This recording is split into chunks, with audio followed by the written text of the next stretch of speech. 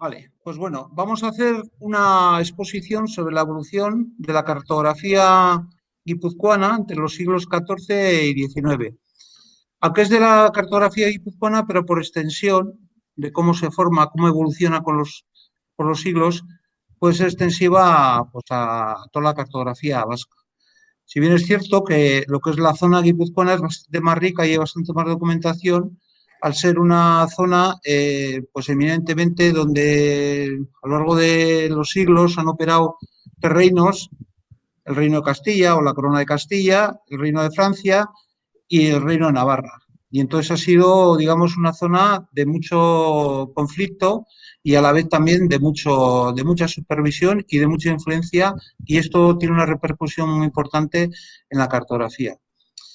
En esta charla que vamos a ver la exposición, nos vamos a apoyar con un montaje audiovisual que nos lo ha hecho José Luis Veraza, que nos va a ayudar pues, a comprender y a visualizar mejor toda la documentación, planos y todo lo demás.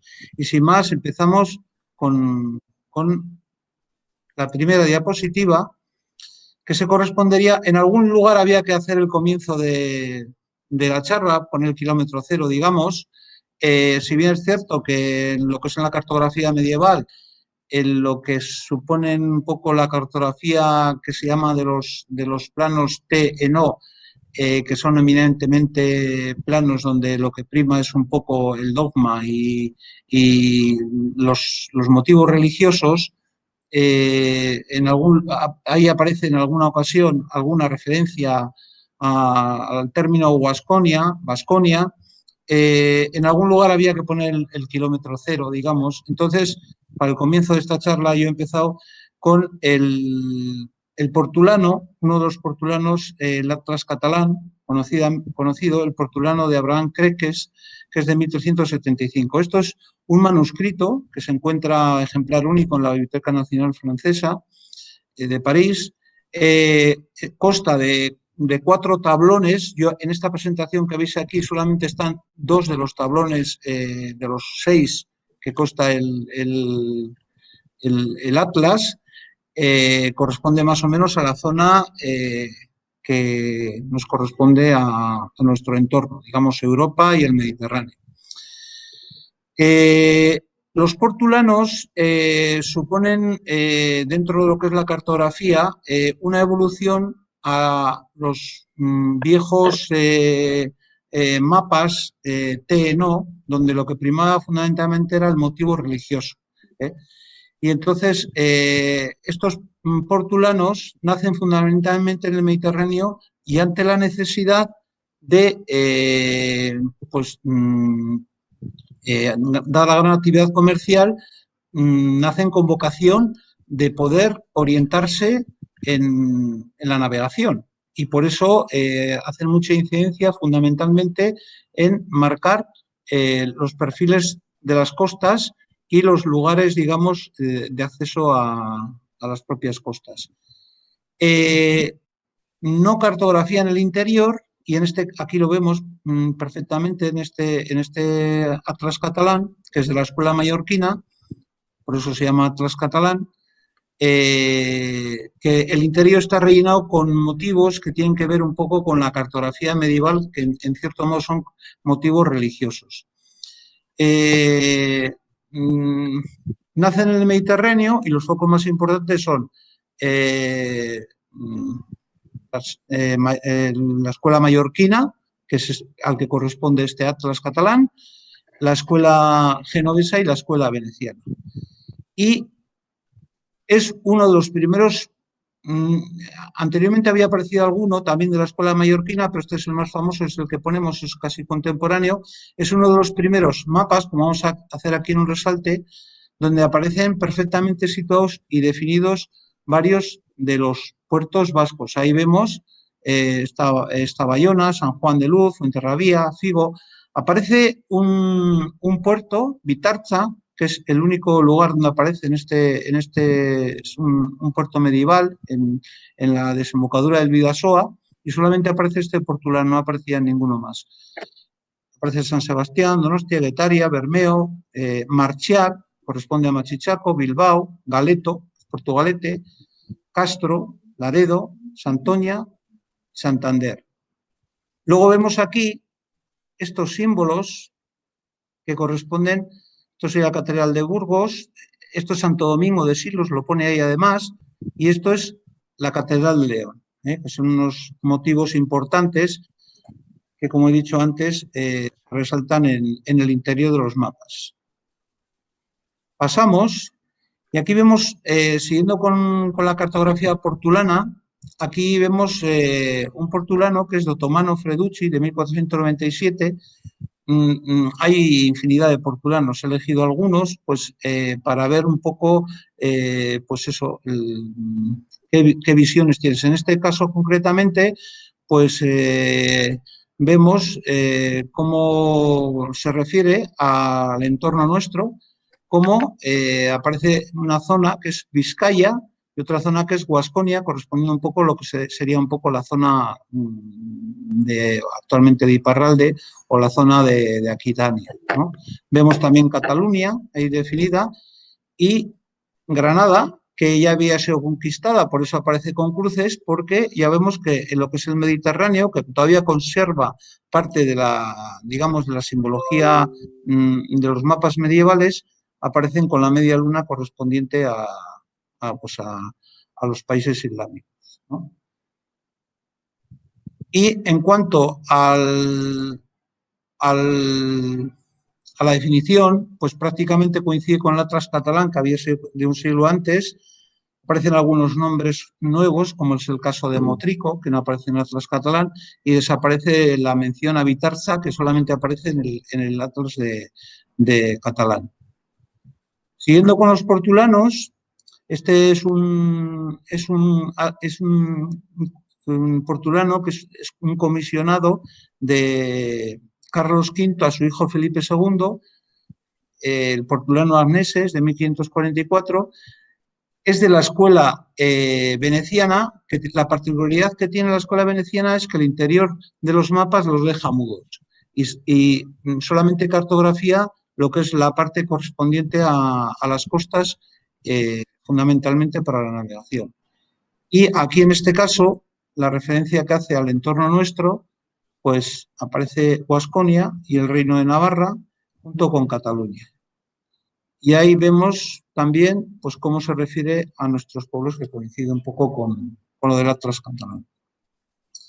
Siguiendo un poco cronológicamente con la evolución de la cartografía, nos encontramos con el Atlas del Escorial. Este es un atlas que ha estado prácticamente desconocido, ha estado como metido en un cajón durante bastante tiempo, siglos, y poco estudiado. Y concretamente en la cartografía vasca, muy poquito estudiado. Se corresponde con 20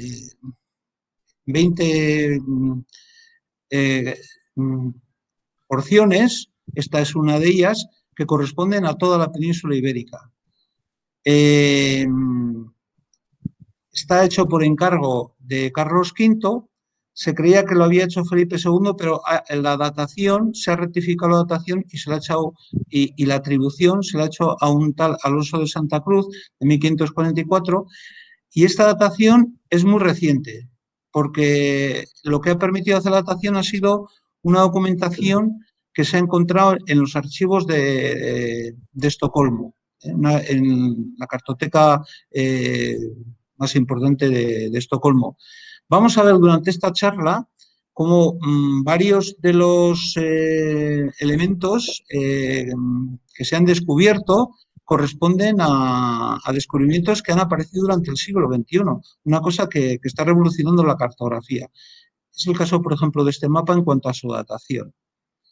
Aquí está solamente una de las hojas, de las 20 hojas que corresponden a toda la península. Aquí está una de ellas y digamos que correspondería un poco a la zona de Guipúzcoa y Navarra. Sería un poco, digamos, que la Euskadi más oriental, ¿no? En la otra hoja, que estaría más a la izquierda, pues ahí entraría un poco toda la parte de Vizcaya y de Álava. Yo concretamente para esta charla he cogido esta Y la particularidad que tiene es que siendo de 1544 es el primer mapa donde aparecen un montón de topónimos con bastante aproximación y con bastante, digamos, acierto en su ubicación y en su nombre. Vamos a hacer un zoom y vamos a ver, por ejemplo, ahí como aparecen bastante bien definidos términos como Hendaya, ahí pone estuario de Beovia, parte francesa de Guipúzcoa concretamente, Fuenterrabía, Oyarzún, Sebastián, Usurbil, Zarauz. Tenemos que pensar que esto se hace en el 1544, cuando todavía, digamos que la cartografía está muy en pañales.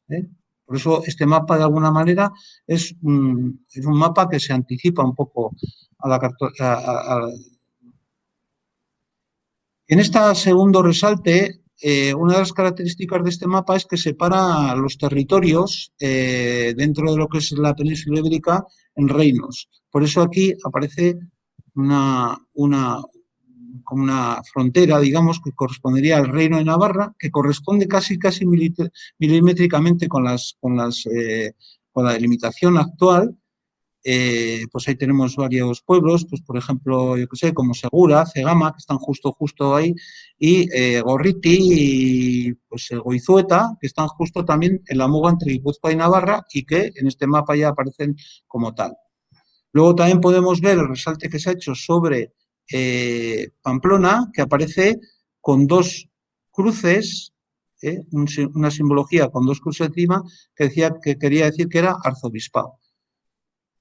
Cuando aparece una cruz, quiere decir que tenía obispado. Eso se puede ver, por ejemplo, en lo que corresponde al mapa de Vitoria, donde aparece al mapa de Álava, en la parte, digamos, que corresponde a la zona de Álava, donde aparece el símbolo de obispado. Pasamos. Y bueno, entramos ya este corresponde ya dentro de la evaluación de la cartografía, corresponde ya al florecimiento de la cartografía flamenca.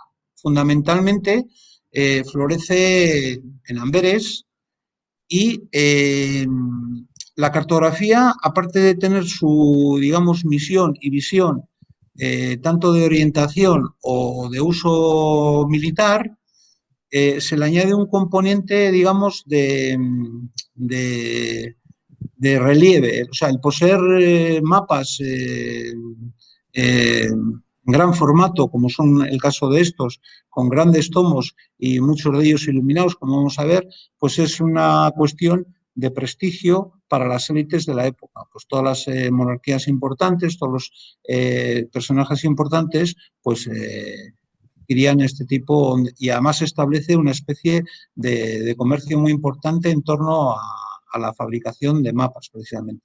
Y este corresponde un poco a esa primera época y es una carta náutica de un flamenco, Lucas Wagner, y hace digamos, una descripción de todo el arco atlántico de las costas de Europa. Empieza en Noruega y llega prácticamente hasta Cádiz y cartografía toda Europa. Entonces, en esta página corresponde un poco a lo que es, digamos, la parte del arco atlántico, lo que sería el Golfo de Vizcaya, está en la posición un poco al revés, es decir, en cuanto a la situación norte-sur. Y bueno, pues bueno, hay una aproximación bastante importante. Hay dos versiones, una es esta de 1583 y hay otra segunda, esta que está iluminada, de 1588. Hay significativas diferencias entre una y otra. Alguna está más acertada con respecto a la ubicación de los lugares que la otra. Concretamente la anterior, yo he hecho una supervisión un poco pues, exhaustiva de la colocación de los lugares y la anterior se ajusta más a la realidad que esta otra, aunque esta es mucho más bonita. Otra de las particularidades que tiene este mapa es que aparece, digamos, el frente, digamos, de cómo se vería desde el mar, cómo se ve el frente de tierra con sus montañas. Y ahí están dibujadas las montañas tal y como se verían desde el mar. En un dibujo muy bonito. Y luego pues está como el hecho de que comentaba antes del relieve que suponía tener poseer estos mapas, pues están adornados con los motivos, con este caso con vosotros. Ya vemos aquí con unos navíos muy bien dibujados y con una rosa de los vientos en el centro. Es un mapa precioso, ¿eh? Vamos a ver una comparativa aquí de los dos, ¿eh? Y cómo ubica los lugares. Pues en el primero, Bilbao, Machichaco, San Sebastián. Yo creo que San Sebastián se corresponde un poco más con esta zona, Bayona. Y en esta aquí de abajo, para emitir una definición o digamos un ajuste más acertado con la realidad. Bayona, aquí está San Sebastián, Orio, toda la costa, Ondarroa, Lekeitio, aquí está Machichaco y aquí está Bilbao, ¿eh? Estamos hablando de 1583. Otra de las particularidades, en esta hoja, esta corresponde, digamos, como libro abierto, dos hojas, una y la continuación, corresponde más o menos al arco atlántico que corresponde a la costa vasca junto con parte de la de Santander. Y aparece Vizcaya, parte, que quiere decir que corresponde a la parte de Vizcaya. Lo curioso del caso es que si seguimos en las siguientes páginas, que se correspondería más ya con la zona de Asturias, ya hasta llegar a Galicia, sigue poniendo Vizcaya Parts, las partes de Vizcaya, en el sentido de que prácticamente pues todo el mar que correspondía a lo que entendemos como el mar Cantábrico, pues sería como el mar de Vizcaya. Por eso toda la costa, en este caso asturiana, que sería la siguiente hoja, aparece como Vizcaya Park, igual que en esta. Aquí representamos, seguimos con la evolución de la cartografía, digamos, impresa. Esto ya está en la imprenta. Y se empieza a hacer la representación cartográfica de la península ibérica. Esta corresponde a Martín Weissmuller, que está hecha en Estrasburgo en 1513. Martín Weissmuller es el cartógrafo que que lleva la imprenta el primer mapa mundi en el que se incluye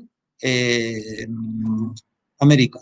Se incluye en el mapa mundi, se incluye América, y él es el que pone el nombre de América en homenaje a Américo Vespuccio.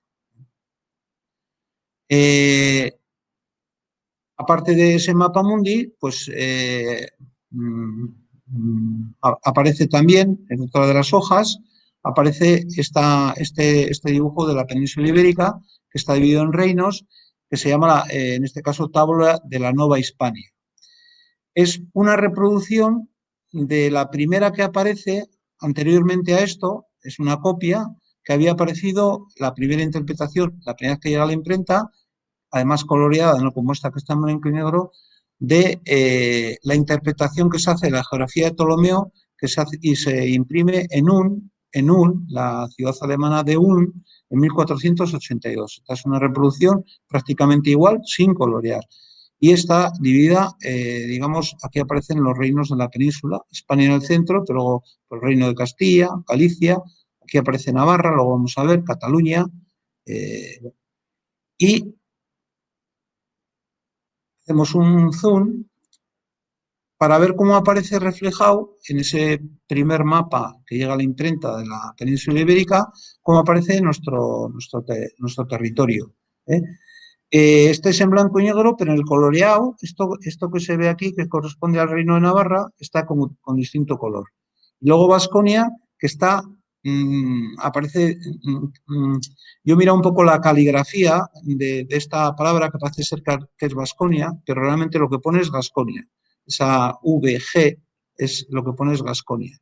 Es una ubicación, pues que corresponde a una ubicación que se alterna. Puede estar ahí o puede estar un poco más en la zona correspondiente ahí para adelante. Y aquí vemos, pues, cómo nombra a los puertos, en este caso San Sebastián, Bermeo, Bilbao, Bayona, de Gasconia, siempre parece Bayona de Gasconia, evidentemente había otra Bayona que estaba en Galicia y por eso. Curiosamente aparece aquí Orduña, es Ordugna, es Orduña, Santa Gadea, y bueno, pues esta es, digamos que es la primera interpretación que le imprenta de la península ibérica. Y como vemos aquí, tratado, pues nuestro entorno. Esta es una interpretación posterior, es de Miguel Servet. Miguel Servet fue un polifacético, un personaje que hizo de todo. Al final murió, fue quemado en la guerra por los calvinistas, por ser un heterodoxo, y nació en Villanueva la Sigena, donde está el famoso monasterio de Sigena, el del contencioso de los grabados estos que se llevaron a Cataluña, y bueno, pues de ese pueblo concretamente, y la interpretación que hace una evolución de la tabla anterior de Weissmuller, Tabu Nova Hispanae, es una nueva interpretación, hace una pequeña evolución, y en este caso, pues nuestro entorno parece definido por Vizcaya, parece Pamplona también, los montes de Roncesvalles, que separan un poco, es un poco parecido a lo que había antes en el de Weissmuller, la separación que existe un poco geográficamente entre, digamos, la parte, digamos, costera que se atribuye muchas veces con todo el conjunto con el nombre de Vizcaya y la parte, digamos, de Navarra. La distinción es muy común en la cartografía histórica. Esto que he puesto aquí no es un mapa, es un libro. El único mapa es de la portada que vemos aquí, es el famoso libro de las cosas memorables de España, de Pedro de Medina, de 1556. Es uno de los libros más importantes que llegan a la imprenta. Hace una descripción pormenorizada de prácticamente pues, casi todas las ciudades y pueblos de la península ibérica, incluido Portugal, y es muy interesante. Él bebe de fuentes de los cronicones de la época y a su vez los posteriores beben de él, entonces es una fuente muy importante.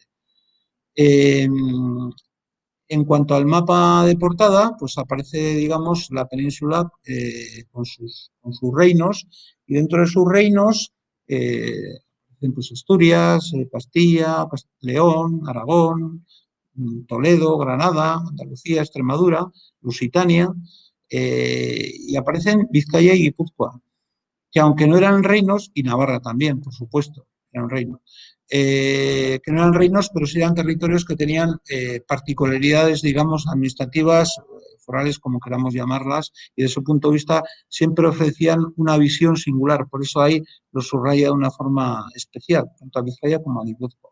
Una cosa que también aparece con bastante eso. Bueno, y siguiendo con el libro, de Pedro de Medina, pues hace una descripción de prácticamente todas las ciudades y pueblos de la península, importantes. Y aquí está una de las descripciones que hace de la vía de San Sebastián. He subrayado algunas de las cosas. Por ejemplo, tiene junto a la mar un muelle grande y muy bueno, donde los naos y otros navíos cargan y descargan sus mercancías en mucha cantidad para Francia y Flandes, Inglaterra y para otras muchas partes. Hace subraya que la vía es cercada de fuertes muros poblados, es una fortaleza, digamos, una fortaleza militar. Y luego, junto a esta vía pasa un río llamado Bruineo, que es una deformación de Urumea, que viene de la tierra adentro, entran por él naos de 300 toneladas hasta la parte que dicen de Santa Catalina. Que en teoría en Santa Catalina, luego veremos un poco más adelante, ahí había una especie de un enclave y había un pequeño puerto dentro de lo que era, digamos, en la parte interior de Donosti. Luego lo veremos. Y luego tiene este río un puente de madera muy hermoso de 500 pasos de largo sobre grandes pensiones de pinos. Es un poco el emblema. Para mí Donosti tiene varios emblemas, luego vamos a ver. Uno de ellos, indudablemente, es su formación en forma de fortaleza militar, pero luego está, por ejemplo, el puente Santa Caterina, que es el único acceso que tiene a esa fortaleza militar desde la tierra. Entonces, es, digamos, como sería el puente emblemático de Donosti. Y luego algún otro elemento que luego lo vamos a ver, que destacaré también como elementos importantes dentro de lo que es la cartografía, o digamos, o de la ciudad de Donosti. Y aquí ahora pasamos a un plano de 1546 de la propia fortificación o fortaleza de Donosti, que como vemos era una ciudad totalmente fortificada y amurallada. Aunque es un plano muy sencillo, es un plano que se encarga desde la corona porque las contiendas con Francia y el ataque de Francia hacia, por ejemplo, la fortaleza de Hondarribia es constante y entonces exigen una supervisión desde la corona de Castilla de las fortalezas que están en el norte, en este caso de Donosti. Entonces envía a un militar, en este caso Villaturiel, para que levante un plano de la fortaleza. Aunque parece que es una cosa muy sencilla, tener un plano de estos, es difícil de encontrar dentro de la cartografía planos tan antiguos de ciudades. Por eso la riqueza que antes he mencionado, en este caso de la costa guipuzcoana, con enclaves que son fortaleza y que están cartografiados desde muy antiguo, tanto Hondarribia como Donosti, como la propia Pamplona también, porque también es una fortaleza militar. Y en este plano de Villaturiel, pues ya vemos un poco cómo está conformada la ciudad. Esto correspondería a lo que es el puerto, aquí pequeñito, correspondía a lo que es el Monte Urgul, aquí está el castillo de la Mota, que existía en aquellos momentos, y luego ya lo que es la propia fortaleza con sus elementos más importantes, que corresponden a un frente, digamos, donde están los elementos religiosos y un frente donde están, digamos, luego vamos a en otro plano, donde están la entrada y los servicios de la ciudad. Hay un elemento aquí que pone, además, está dibujado, pone campanario, que corresponde con la torre del campanario, que es otro de los elementos que he citado antes, emblemáticos de Donosti, junto al puente Santa Catalina y a la propia fortificación. Vamos a hacer un zoom para ver un poco aquí estos elementos, como antes he citado. La torre del campanario, que veremos después. Aquí está el convento de Santa Ana, que está prácticamente pegado hacia el Monte Urgú, que todavía existe. Esta es la vieja iglesia gótica de Santa María, que está en el mismo lugar que la actual, pero que no es la misma, porque se reformó en el siglo XVIII. Y luego está el de San Vicente, la iglesia de San Vicente y San Telmo. Estos dos elementos, bueno, San Telmo está remodelado actualmente, aunque conserva parte de los elementos, digamos, casi medieval. Y luego está la iglesia de San Vicente, que conocéis Donosti, pues es una de las iglesias más antiguas que se conserva. También ha sufrido remodelaciones, pero dentro de las que existen Donosti, posiblemente será que conserve más elementos de su parte antigua. Siguiendo con la riqueza de los planos de Donosti, aquí tenemos otro. Este es un requerimiento que se hace al un tal Diego de Carvajal, que también es como un comisionado del rey, que le reclama al que hace de alcalde de Donosti, pues a cuenta de un litigio de unas casas. Y entonces hace un plano que también es un plano extraordinario. Vamos a hacer unos zoom, plano de 1552, aunque aquí pone que es de 1846 y es copia. Sobre esto quiero aprovechar este plano para decir que de los planos de Simancas hubo un militar, tal Aparici, que fue al archivo de Simancas y copió en el año 1846, como pone ahí, copió los planos que le pareció más interesantes, entre ellos este, y se los llevó al Archivo Militar de Madrid. Por eso este plano corresponde, aunque es una copia del archivo de Simancas, es de 1846, pero es de la copia de 1500, es una copia del original de 1552. Cuando vas al Archivo Militar de Madrid y te dan este plano que es copia del de Simancas, te dicen que son mejores que los originales. O sea, que bueno, llega a ir una pequeña pugna, pero el original es de 1552 y se corresponde con este dibujo. Y ahora vamos a hacer un zoom para que veamos cómo está definida la ciudad de Donosti. Pues está el puerto, que más o menos el enclave es el mismo que el actual. Había una pequeña torre de entrada, torre de vigilancia, digamos, y de aviso. Y luego estaba el frente, digamos, hacia el Monte Urgul, donde estaban todos los edificios religiosos que también aparecían en el anterior, San Telmo, San Vicente y Santa María, la vieja iglesia gótica Santa María, y Santana. Igual que en el plano anterior, vemos ahí que pone calles del pueblo y ahí había un pozo, está dibujado un pozo porque se supone que en algunos elementos hay varios pozos donde la gente pues, se surtía del consumo de agua.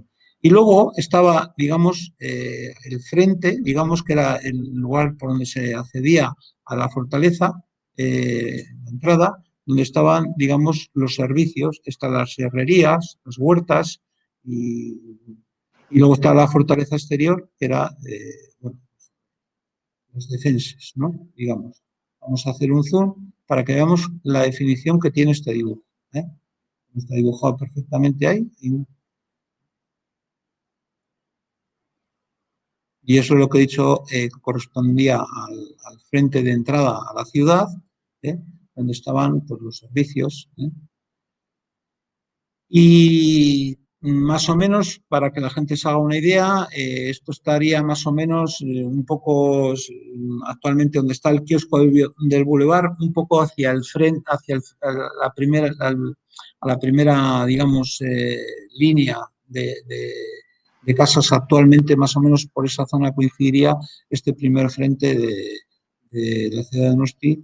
De hecho, en el parking del Boulevard, una vez habéis ido a aparcar, pues debajo precisamente están las murallas, ¿no? Precisamente las murallas que se correspondían con este frente de murallas, ¿no? Están los cimientos ahí, se pueden ver. Afortunadamente, aunque han hecho el parking, pues han salvado una parte de los restos arqueológicos de las murallas de la ciudad de Donosti. El parking aquel, bueno, pues llevó sus problemas la edificación precisamente porque aparecieron los restos de las murallas de la ciudad. Este dibujo corresponde a la obra del Civitates Orbis Terrarum. El Civitates Orbis Terrarum, dentro de lo que supone la cartografía flamenca que he dicho antes, el florecimiento, pues esta obra se corresponde con el dibujo de prácticamente las ciudades más importantes del mundo. Es una obra que se empieza en 1572, la primera edición, y se llega hasta 1616, me parece que son 6 ediciones en varios idiomas, y se llega a alcanzar pues eso, hasta las 500 ciudades.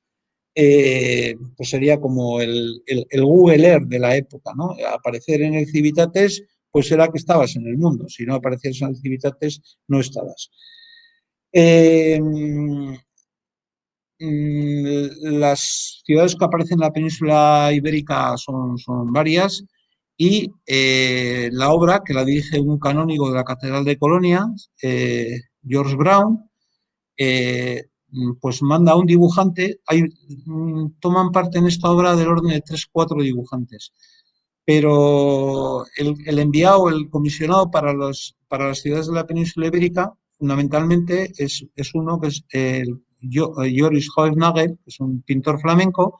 Entonces le manda a la península ibérica a hacer dibujos de las ciudades, digamos, de la península ibérica. De nuestro entorno, concretamente, hace la de Donosti, hace la de Burgos y hace la de Santander. La de Bilbao, que también aparece en Civitates, pues es una de estas rara avis, hay varias, la de Barcelona también, que no se corresponden con el dibujo de Joris Hohenagel y son, la hiló concretamente, para mí en estos momentos es una obra anónima, es anterior además, no está hecha para esta obra, porque este dibujo está hecho expresamente para la obra esta. La hiló tiene una particularidad extraordinaria y aparte de la misma obra que esta, pero que no es el motivo de la charla en estos momentos de esto. La particularidad de esta vista de Donosti es que aparece en la primera edición, así como la de Bilbao aparece en la segunda edición, aunque es anterior, la obra aparece en una edición posterior, con lo cual sería la primera vista que llega a la imprenta de una ciudad vasca, esta de Donosti. Dicho todo esto, pues vamos a ver en qué se fija Hoynabel cuando dibuja Donosti en 1567. Bueno, esto es una representación icónica de San Sebastián, al nombre de la ciudad, y pues eso, el castillo, el Monte Urgul, la iglesia de Santa María, y esta es la torre del campanario, que no se corresponde con la cúpula de la iglesia de Santa María. Aquí está el puerto, estas son las fortalezas perfectamente dibujadas, esto sería San Telmo y esto es San Vicente. Y luego, otra de las particularidades que aparecen es que aparece aquí una especie como de actividad de la construcción de barcos, un pequeño astillero, que no es casualidad que en otros elementos de dibujos que aparecen de los dibujos o pinturas, pues también aparece. Bueno, pues entonces es importante este dibujo precisamente por eso, la primera vista de una ciudad vasca que llega a la imprenta. Seguimos con la evolución de la cartografía, estamos con la cartografía flamenca, que es, digamos, el foco, digamos, donde irradia toda la ilustración en lo que se refiere al mundo de la cartografía, y aparece este mapa. Este mapa visto así, pues parece que no dice gran cosa, pero si haces una visión histórica de la cartografía es muy importante. ¿Por qué? Pues porque es el primer territorio de la península ibérica que aparece cartografiado con una gran definición y con una aproximación muy, muy, muy buena. Es de la obra Specium Orbis Terrae de Gerard de Jode, que es un cartógrafo importante que no triunfó como si luego triunfó, por ejemplo, Mercator o Abraham Ortelius, y está hecha en 1578 en Amberes. Vamos a hacer un zoom para que veamos la definición que tiene y cómo aparecen los pueblos y los ríos y los montes con una definición pues importante. Los errores son pocos y se ve que hay una información, los informadores, aunque esto se hace en Amberes, que tiene que haber un informador local.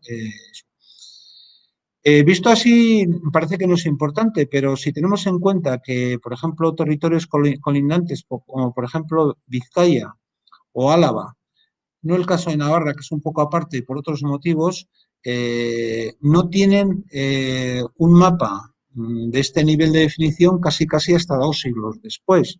Entonces ahí está la importancia de este mapa. Vamos a hacer un zoom en otra zona. Esto concretamente es la zona del sur de Guipúzcoa. Ahí está pues, el monte de San Adrián, de Gama, de Gazpia.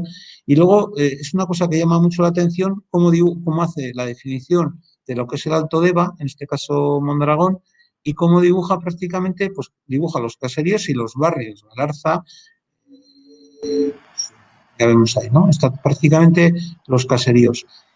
A mí me lleva a la hipótesis de que posiblemente uno de los informadores, porque anduvo por allí, porque era comisionado del rey, fue Esteban de Garibay, que además hizo otra obra muy importante, y sería uno de los informadores, porque además en otro mapa que vamos a ver después es citado él. Entonces, me lleva a la hipótesis de que posiblemente uno de los informadores que conocía muy bien la provincia de Guipúzcoa era Esteban de Garibay. Aquí tenemos otra obra, otro dibujo, otra imagen, que también es una cosa excepcional. ¿Por qué? Pues porque esto también es de la obra del Civitates, igual la que hemos visto antes en la ciudad de Donosti, solamente que yo antes os he dicho que la obra del Civitates es el dibujo de las ciudades del mundo, y esta lámina es la única lámina que no representa una ciudad. Entonces, desde ese punto de vista es una cosa excepcional. Es algo, bueno, pues totalmente extraordinario, que aparezca una imagen dentro del Civitates que no se corresponda con una ciudad. Son todo ciudades o fortalezas muy importantes, por ejemplo, el Escorial aparece, o ciudades fortificadas importantes que hay, algunas que hay en Centro Europa, pero en ningún caso un elemento como este que se corresponde con una iconografía muy especial. A mi modo de ver, ¿qué representa esta iconografía? Representa un mundo, aquí aparece mundo, para mí el mundo vasco. Aquí habla de villano y villanas vizcaínas yendo al mercado de Vitoria. Aquí habla de doncellas gasconas, mujeres de San Juan de Luz, y, pues, y luego, en este caso, matrona vizcaína y la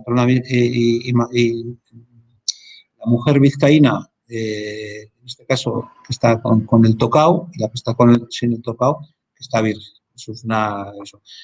El término vizcaíno, aquí hay que cogerlo un poco con papel de fumar. No quiere decir que sean puramente vizcaínos, porque la expresión vizcaíno pues, se utiliza en ocasiones para definir al mundo vasco en general. Eso es una cosa que aparece bastante en la fotografía y en la documentación. Pero de la lámina es precisamente el paso del túnel de San Adrián, que era un paso obligado para acceder a la meseta cuando se venía desde Europa. Era un paso que había mucha mitología en torno al paso de San Adrián.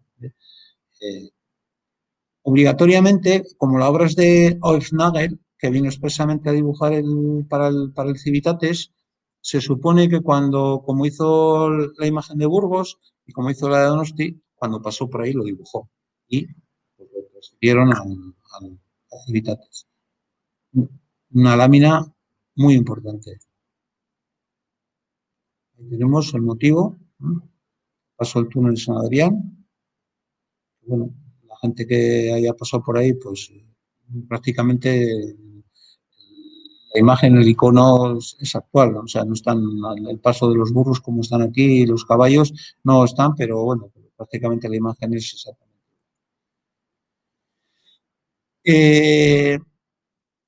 Estamos ya, así como la obra del Civitates correspondía a la obra, digamos, cumbre de lo que es dentro de la cartografía flamenca correspondiente a las ciudades, en el mundo de los mapas, lo que se llama el primer atlas moderno, corresponde a Abraham Ortelius, de 1584 en Amberes, y esta es una de las hojas. Una de las particularidades de esta, de esta hoja, de este atlas, es que el territorio de Guipúzcoa, que aparece aquí, es el primer territorio de la península que está dibujado en la obra de Ortelius, en el atlas, el primer atlas moderno, digamos. Hubo un encargo para Mendieta, el pintor famoso del alcalde de Orduña, para que dibujase el mapa de Vizcaya para enviarlo para enviarlo precisamente a Flandes, a Amberes, para que apareciera en el territorio de Vizcaya en la obra del Teatrum Orbis Terrarum, el atlas de esto, pero nunca se supo nada, se supone que no llegó, o no apareció, o no lo hizo, lo que fuere. Pero el caso es que de Guipúzcoa ya existía la anterior, como veremos, Y este elemento aparece en la misma hoja, aparecen tres elementos. Esto corresponde a la zona, digamos, de la zona de Toledo, y esto es un elemento que se había dibujado, que lo había hecho Oegnagel, el mismo que ha hecho el túnel de San Adrián, de la ciudad de Cádiz. Esto es Cádiz.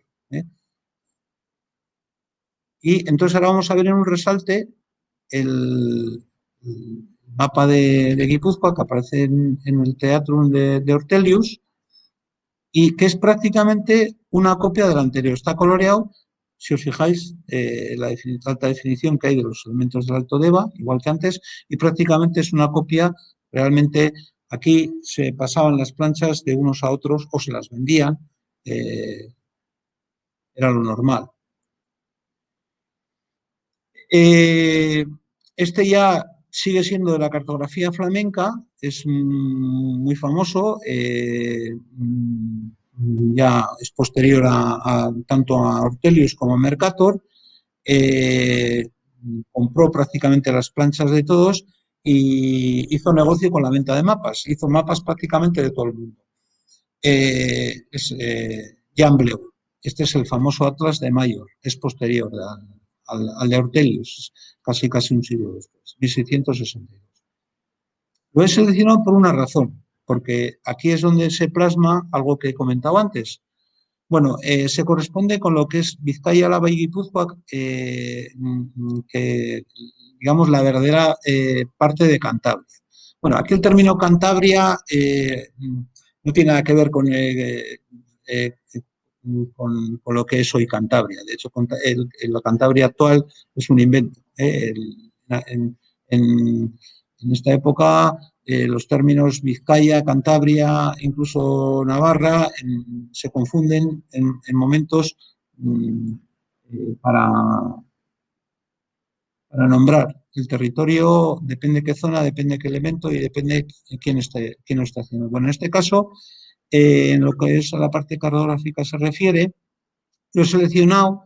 Hay más versiones del Atlas de Mayor de Jan Bleu, esta no es única, hay más, pero en esta lo que sí se subraya, la he cogido porque se subraya un poco, se observa aquí cómo el mapa de Guipúzcoa está prácticamente muy bien definido, con sus ríos, con sus pueblos, con sus montes, mientras que el mapa de Vizcaya adolecía de falta de información. Por eso ya veis que está mucho más claro y pues prácticamente los pueblos pues, están muy poco definidos y además con bastante error. Con bastante error. La ubicación, están puestos un poco así como de aquella manera, con bastantes errores. ¿Por qué? Pues porque no existía información, no había existido una cartografía propia. Como estoy hablando de cartografía y de informadores locales, pero ya os fijáis que la cartografía propia como tal, autóctona, no existe. Son cartografías de los grandes imperios que son los que marcan los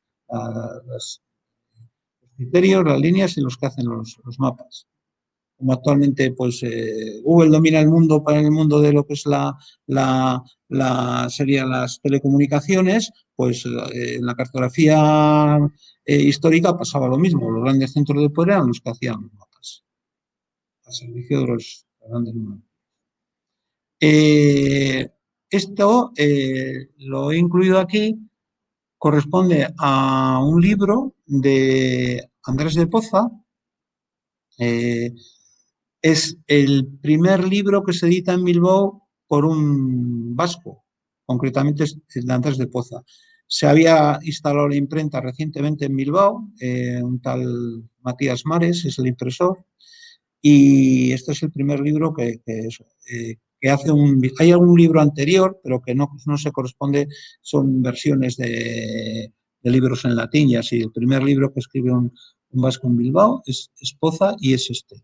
Luego escribe uno después, muy importante, que fue el de donde expone sus tesis sobre el euskera como el idioma originario de toda la península, tesis vasco-iberistas, el propio Poza, que las copia de las imperantes en la época.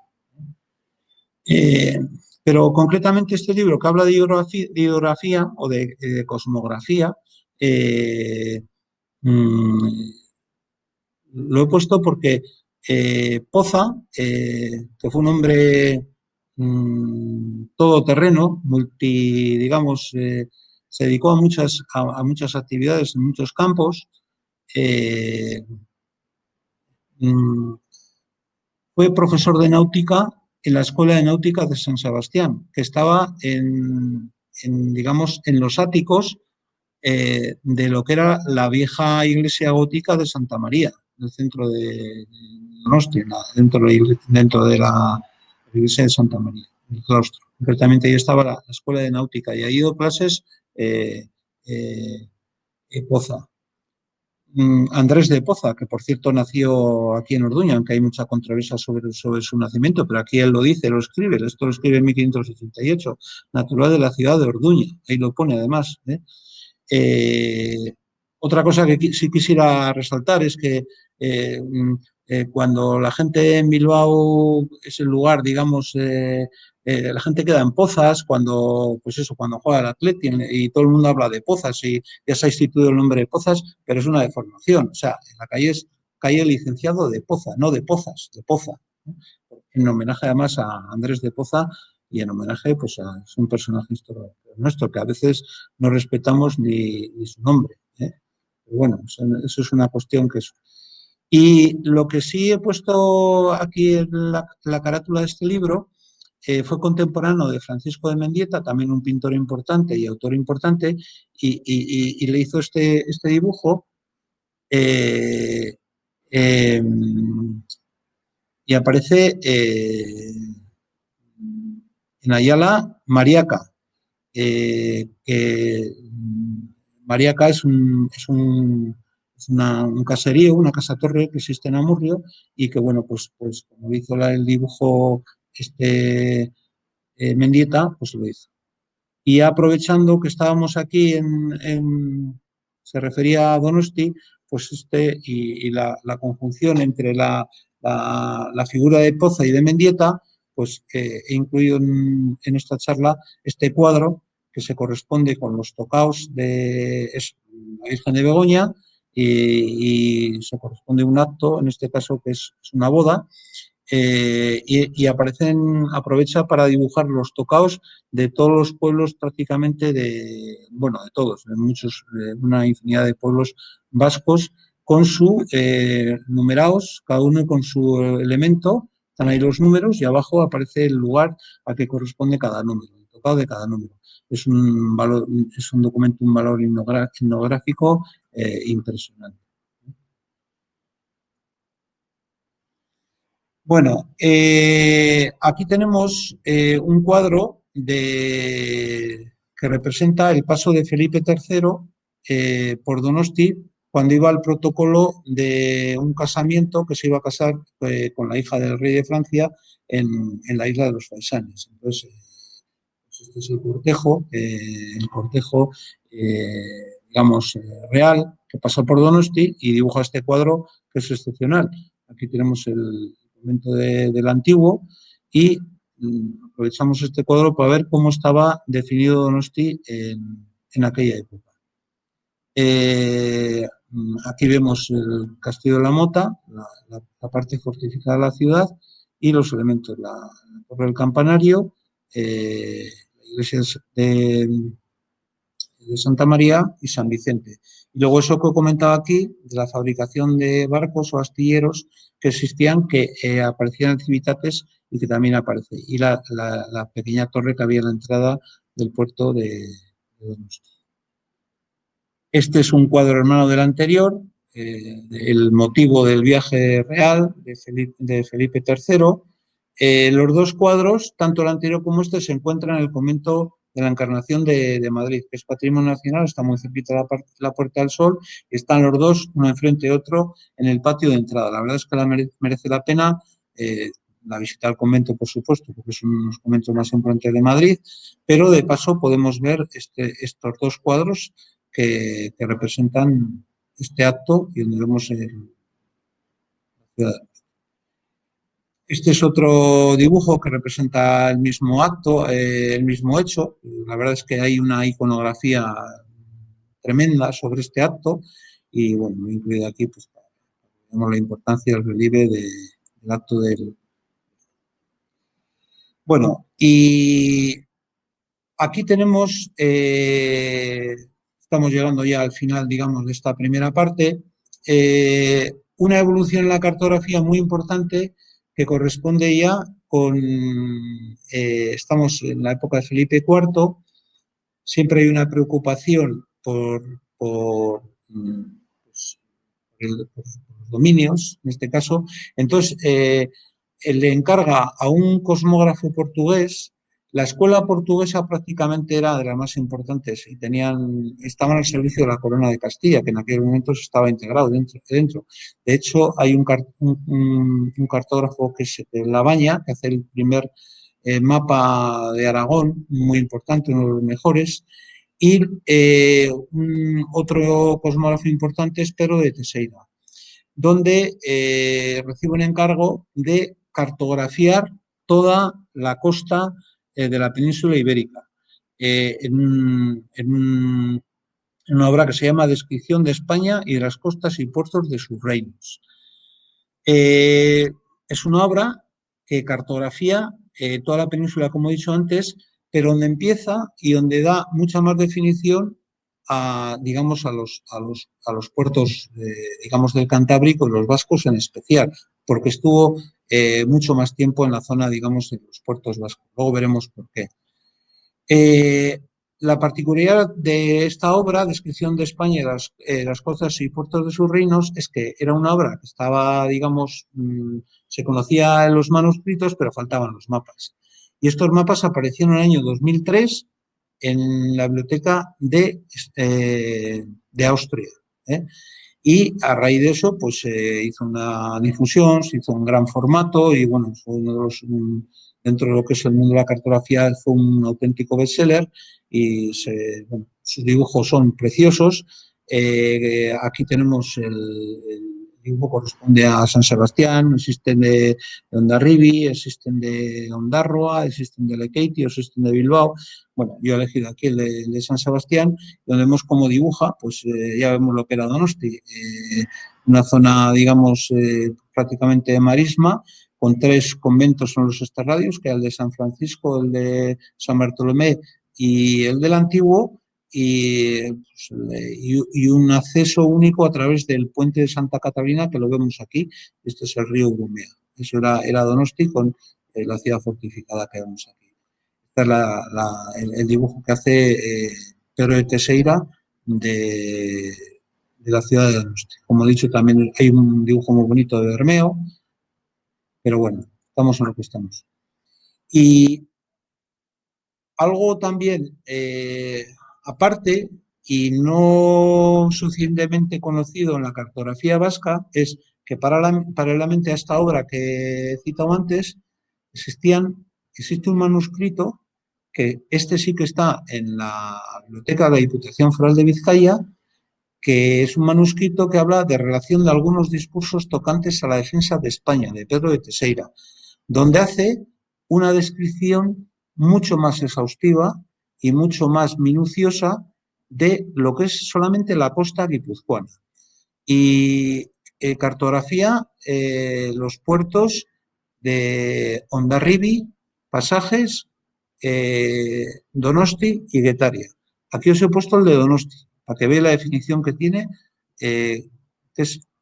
Por eso es la razón porque en la obra anterior de eso hay más definición de Donosti, porque estuvo más tiempo aquí y hizo planos más detallados. Y aquí hizo una descripción bastante minuciosa, como veis ahí, de lo que es, aquí dibuja el puente Santa Catalina, como veis, la ciudad fortificada con sus barcos y aquí en el puerto. Es un mapa precioso. Y dentro de la misma colección tenemos este otro, que es el de Pasajes. Es un dibujo precioso, también del mismo documento, relacionando algunos discursos tocantes a la defensa de España, corresponde a la provincia de Guipúzcoa, y como veis, pues bueno, es un dibujo precioso sobre la ciudad no sobre la ciudad, sobre lo que es la bocana o la entrada de lo que era el puerto de Pasajes. Entrada del canal, la torre de San Sebastián, que había una torre ahí, Pasaje de San Sebastián, ya sabéis que antes pasajes era pasaje de San Sebastián y pasaje de Fuenterrabía. Convento Capuchinos, que estaba en la entrada, digamos, en la zona cerca de Rentería, Lezo, pasajes. Bueno, ya veis que es una descripción muy minuciosa. Es un dibujo manuscrito hecho a mano de la época.